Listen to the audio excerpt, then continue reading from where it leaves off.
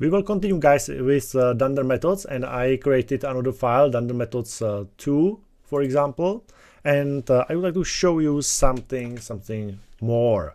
So, for example, if I will create a class student, and there will be a constructor underscore init underscore self, and there will be a name of the student and the score of the student, for example, score from some test.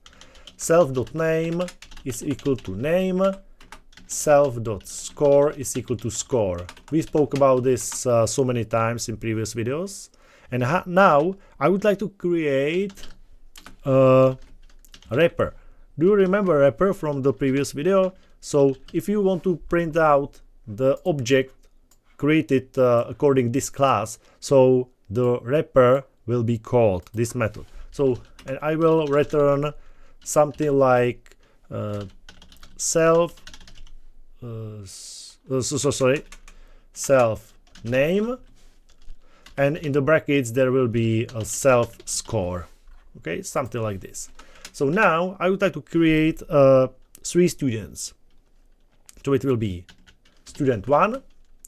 So I want to use the class student, and I promise that there will be a name and score. So the name will be Alice, for example, and score 30.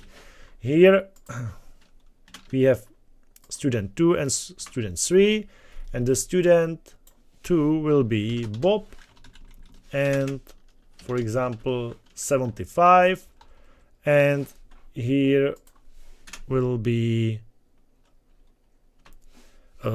student 3, and it will be, for example, 50.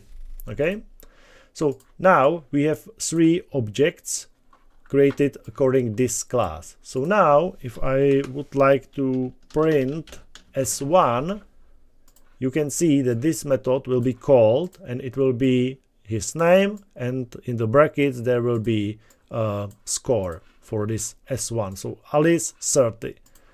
And sorry guys, like this. Now I will run it. Alice 30. Great.